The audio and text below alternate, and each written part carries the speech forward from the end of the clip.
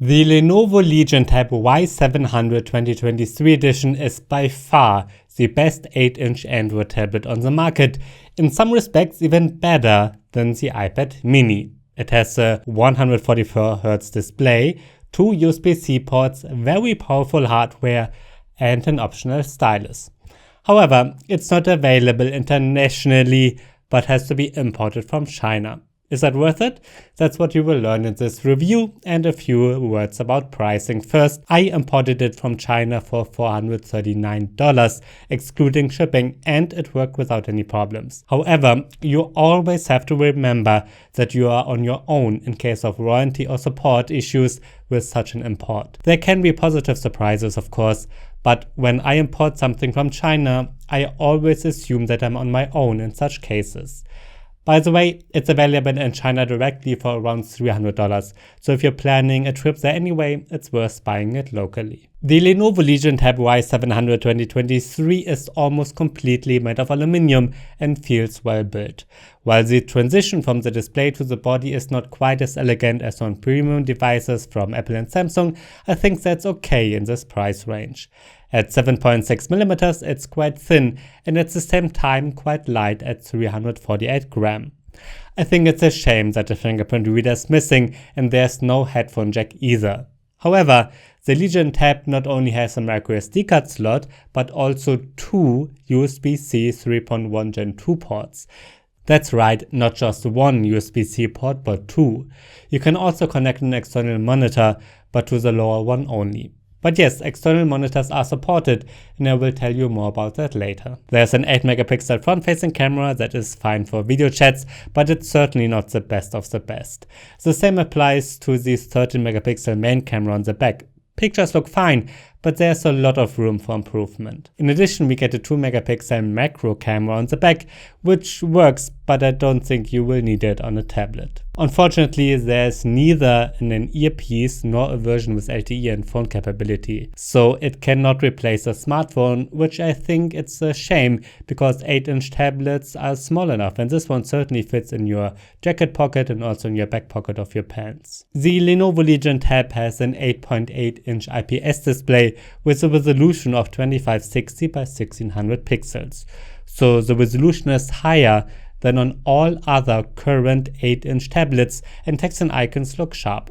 In general, the display is the highlight of this tablet because not only are viewing angles and contrast great, but it's also very bright at 500 nits, so you can definitely use it outdoors. It's really exciting that the display supports up to 144Hz, so animations and some games can look particularly smooth.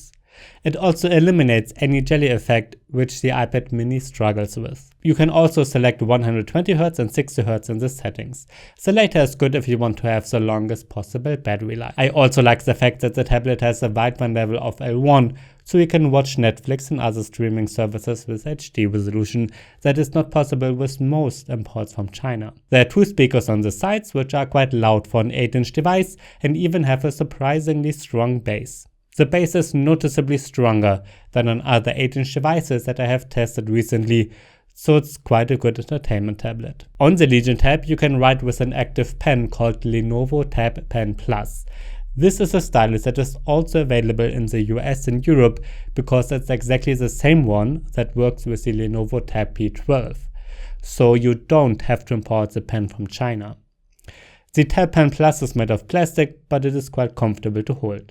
It supports over 4000 levels of pressure sensitivity, has a button on the side, and is charged using USB-C and connected to the tablet using Bluetooth. I wrote some handwritten notes with the pen myself and also gave an artist the Y700 with pen and the iPad mini with Apple Pencil 2 to try out. Interestingly, the pens behave quite similar when used in the same good app, in this case Sketchbook. So just like the Tab P12, the pen works pretty well with the Y700 and is precise. However, it also depends a lot on which app you use with the pen. For example, the preloaded Notes app is not good and the pen can lag a bit.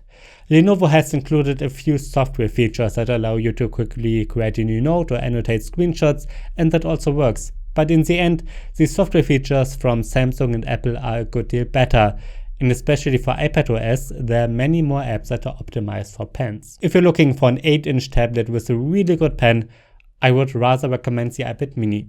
With the Y700, the stylus is a cool additional feature, but I wouldn't choose it mainly for that. The Lenovo Legion Tab Y700 packs a Qualcomm Snapdragon 8 Plus Gen 1 processor along with 12GB or 16GB of RAM and 256 or 512GB of internal storage.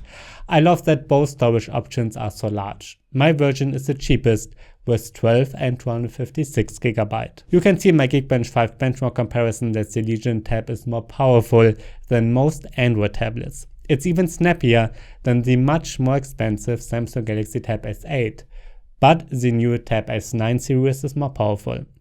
The iPad mini, which is the only serious competitor, is also faster. The 3D Mark Wildlife test shows exactly the same. This small Lenovo tablet is stronger than almost all Android devices, but the S9 and iPad mini remain snappier in the graphics benchmark. In fact, this is exactly what my real-world gaming test confirms. In Genshin Impact, I was able to select very high graphics settings, most on very high or high, and the frame rate on 60 FPS. And with these settings, the game runs very smoothly, almost as on the iPad mini. However, there's a difference in the direct comparison. On the Apple tablet, you can set the visual effects to very high, while on the Y700 it only goes to high. And that is exactly what is reflected in the real graphics quality. On the iPad mini, lighting effects look better and the graphics are even a bit more detailed. Details are not quite as sharp on the Lenovo. Sure, this is critique on a very high level, because overall Genshin Impact runs great and looks good.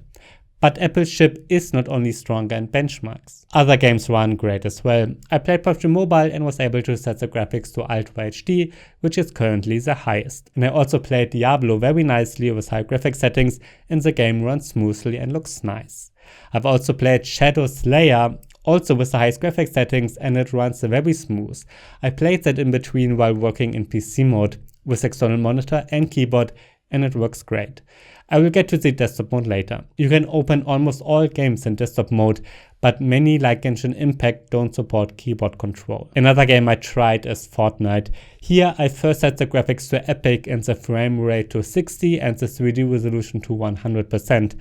However, then it actually stuttered every now and then. It ran quite well once I set the 3D resolution to 75%. The real frame rate then settled at 48 FPS, so it runs quite smoothly. This Lenovo tablet runs Android 13 out of the box and has the Z UI on it, which international Lenovo tablets don't have. So the interface looks a bit different than what we are used to from other Lenovo devices. However, the customizations are not too heavy and ultimately it's just normal Android. Well, not quite as normal.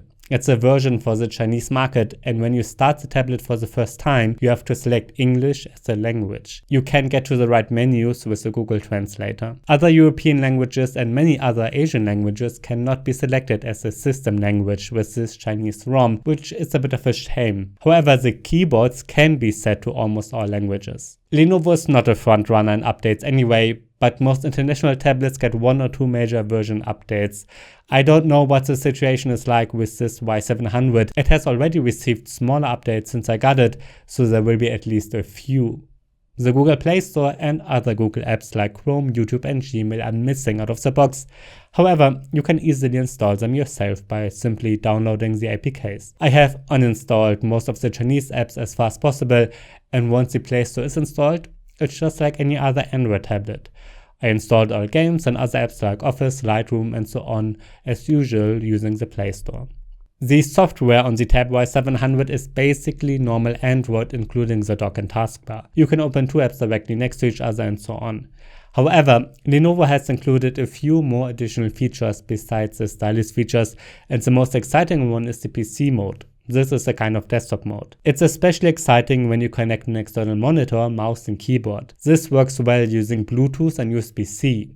If you then activate PC mode, you can work on your large screen just like on a desktop PC running Android. Apps can be opened in freely movable windows. There's a desktop and a taskbar. Among other things, I wrote this test this way and it actually works surprisingly well.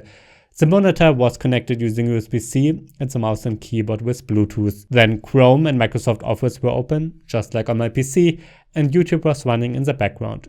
the processor performance is definitely good enough for this with the large memory together. However, it's not quite the same as with my laptop. First of all, I think it's a pity that the screen is only mirrored and not expanded. It's also a pity that there are no display settings. The font is too big and not the entire screen is used. There are black borders on the side. I also encountered bugs from time to time. So the tablet won't replace my laptop forever, but I think no Android tablet can. Nevertheless, the PC mode is a cool feature that can be useful every now and then. By the way, you cannot expand the external screen in PC mode, but you can with normal Android. You can then, for instance, open YouTube on the tablet and Chrome on the monitor. In my battery test, the Lenovo Legion Tab Y700 2023 achieved a runtime of 6 hours and 30 minutes. For this, I always run an HD YouTube video at maximum brightness and an endless loop, and these 6.5 hours look short, but they're actually not, because the display was set to 144Hz and it's brighter than other 8-inch tablets. With reduced brightness and 60Hz, 9 hours are easily possible. So, can I recommend the Lenovo Legion Tab Y700 2023 edition? Yes, I think it's a great tablet. We get a bright and high-resolution 8.8-inch display with 144Hz, powerful hardware with plenty of memory, and with this chip you can easily play the latest games with high graphics settings. There are also 2 USB-C ports, the PC mode works well, and the optional stylus, while not perfect, also works good. I think it's a shame that there's no fingerprint reader and no LTE version. But that is criticism on a very high level, because it's cheaper than the iPad mini, which is the only direct competitor. That's why I think it's really unfortunate that Lenovo doesn't bring it to most countries officially. It's really sad. Is it worth it importing the Legion Tab from China?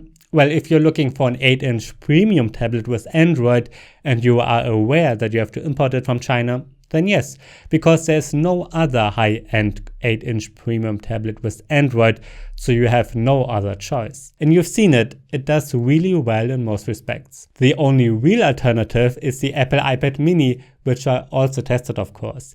Here we only get a 60Hz display with jelly effect and only 1 USB-C port, but a fingerprint reader and actual better graphics performance.